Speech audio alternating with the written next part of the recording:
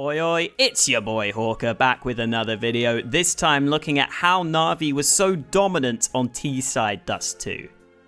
This is the map that NaVi first picked in the quarterfinal, semi-final and grand final of IEM Katowice, and a lot of their work was done on their T side, so let's see how they did it. So before we dive into anything else, I want to show you guys the default that NaVi will run in most rounds where they don't have a strategy in mind. They'll have Perfecto holding over at B tunnels, Flamey holding A long, and then the other three players, Simple, Electronic and Boomich, will generally be the active ones trying to make things happen across the map. And I think these roles fit this team quite nicely because both Perfecto and Flamey come across as more passive players who are willing to take some of the spots where they might not get as much action. And then you've got your big hitters, Simple and Electronic, alongside Boomich, with Boomich generally leading the way to open up space for the two stars of the team. And this is obviously only a default for the start of the round, so things can change as the round evolves.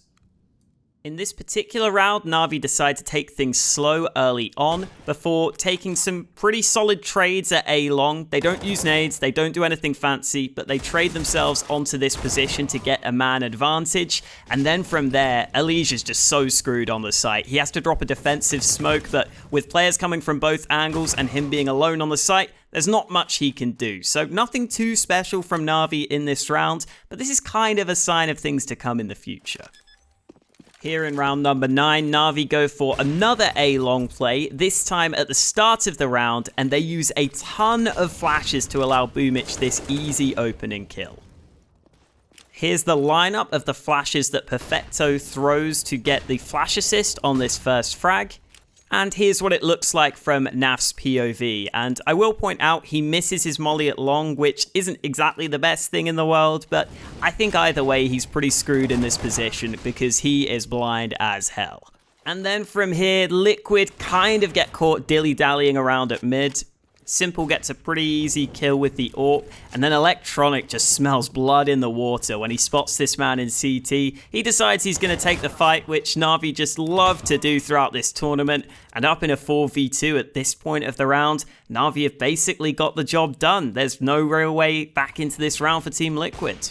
Here in round 10, it's an example of a more scrappy round from NaVi, where they go for some early mid play, but they end up losing the trades against Liquid's kind of mishmash of a buy. But I think the real point I want to make here is that when it's down to Perfecto and Flamey towards the end of the round, Perfecto knows the exact timing where he needs to take some aggression at mid, he cuts off the rotate, he gets the kills necessary, and then at the end of the round, he repositions really nicely to deal with Stewie 2K. And this is just so well done from Perfecto. And again, he's not often called upon to make these sorts of plays, but when the core of the NaVi squad don't find success, Perfecto is there to do his job really, really well. Earlier, I mentioned how this A-long battle is something to look out for in the rest of these games. And if you follow me on Twitter, you would have seen that in these 3 matches I watched through, NaVi went for an A play 30 times and a B play only 5 times in these 3 games.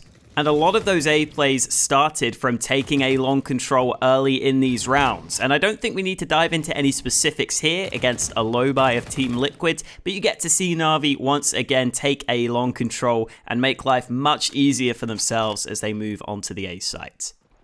This A-long aggression is such a pain in Liquid's backside that by round 14, as soon as they hear the flashes over at A-long, they just decide it's not worth fighting for. They decide to fall back to the bomb site.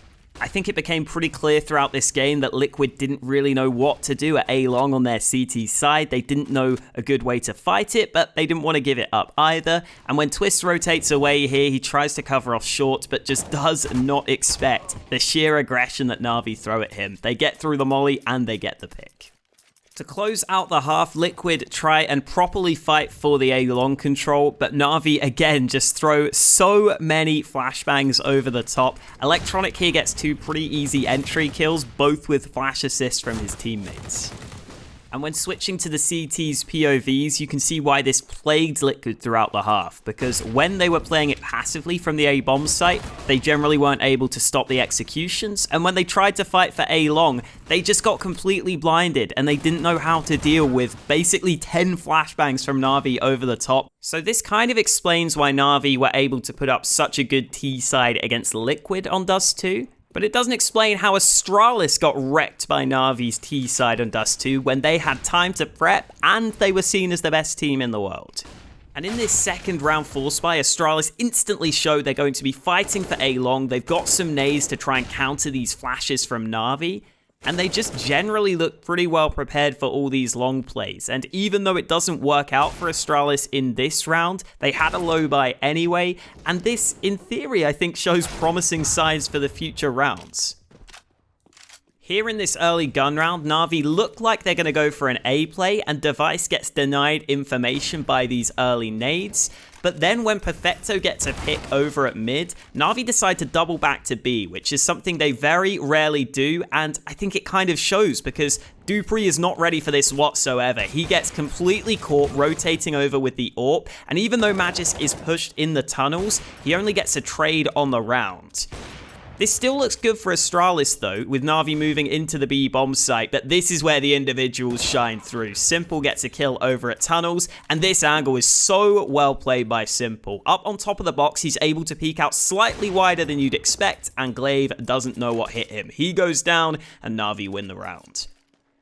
In this round, Astralis don't contest A long, and NaVi again use this lurk smoke to get Simple into pit. And I think this is part of the reason why NaVi like taking A long so much. You can get Simple into pit, you can allow him to try and just take 1v1 fights, which he's probably going to be favored in because he's so damn good. And even if Simple doesn't get a pick, because he's clearing out all these positions, because he's covering his teammates, they can begin to close the distance towards the bomb site and go for a fast push onto A. In this round though, Simple does get the pick, and as expected, NaVi move onto the bomb site and just do a solid job trading out the weak buy of Astralis. I've also not included a ton of rounds that are exactly like this one, where NaVi just take short, go for a play onto A. It's not really fancy, it's not really flashy, there's not much to break down, but Electronic lands some good shots, the spacing's solid, they trade their way onto the site, and this is a pretty common strategy, but one that NaVi seem to be pretty proficient at, thanks to how many skilled players they have. Round 9 is one of the first times I think we see some of Astralis' counterplay really shine through. Simple runs up mid early with the AWP looking for a fight, but Astralis, while this is happening, are pushing over at B tunnels and trying to see if they can pressure Perfecto, who hasn't really been pressured too much in this position in the past, and they win the fight against him. Dupree gets the first frag. Unfortunately though for Astralis, Simple is in the perfect spot to cut off the rotation, and then Simple just decides to do simple things here with the Glock. He knows he's tagged this second player, he knows he probably needs just the one shot, which he lands and gives his team the B bomb site. So not much Astralis did wrong here. I think the counterplay was a good idea. It's just unfortunately in this round, Simple is in a great spot to cut them off.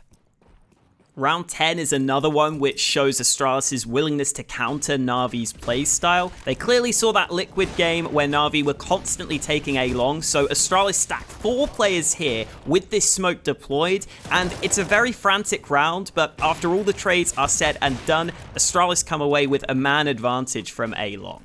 Magis is able to use this smoke as cover to throw an incendiary to make NaVi's life a bit more difficult, and he's able to use the smoke to isolate some of the NaVi players and win the fight. So all looks good for Astralis right now. And this looks even better for Astralis when you switch to Device's POV. Because of all the information his teammates are gathered, he's confident the last 2 players are over at A long, so he's able to push the tunnels and get Astralis all the map control they could want. NaVi use their few nades to get onto the bomb site, and Simple gets perfect timing on this peek against Device to cut off the A long flank. And then this is just moments of magic from Simple, moments of individual brilliance that you can't really account for and you can't really counter. Just beautifully done by Simple. Don't think Astralis did too much wrong, in all honesty. They just got wrecked by Simple, which can happen to anyone. Here's another example of Astralis being able to hold A long early. They're able to wait out and dodge some of the early flashes while also using an incendiary at the long doors to ensure no further NaVi players can push through the long doors. And you get to see from Glaive's POV that he's clearly waiting for the flashes to pop, and then once he hears the flashes pop, he turns around to spot Electronic in the open, and even though later flashes blind him, he's already seen Electronic, so he can spray him down pretty easily.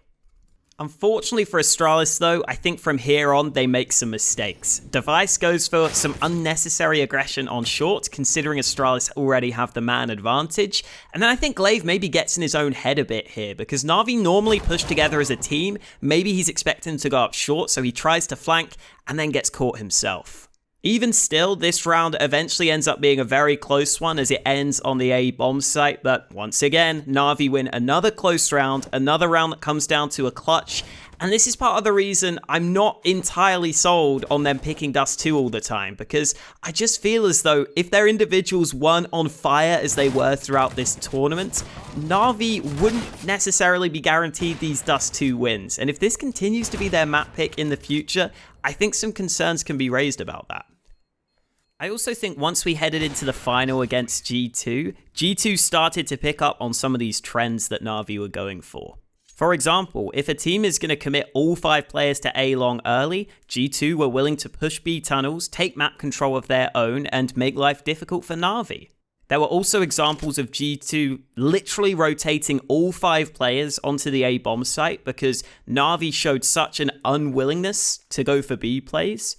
Like, think back on this video, there were basically no rounds I showed where NaVi actually went for a straight up B take. That's something that's very rarely used in this current NaVi's Dust 2 playbook. So I think in large part, NaVi's dominance on Dust 2 came down to these A long flashes, which teams weren't expecting. I also think just the individuals on NaVi were on fire in this tournament, which is always going to be a big benefit on a map like Dust 2. And I just think in general, Dust 2 is a map that hasn't evolved too much in terms of its meta recently. And again, I just think when you have these A plays, for example, every kill is so important. So when NaVi gets some kills that you probably wouldn't normally expect them to get, it can put the CTs in positions where they just have to bail on the round. Anyway, I hope you guys enjoyed this half analysis video and half me just bowing down to NaVi's players. Make sure to like, subscribe, all that good stuff, and I'll see you next time.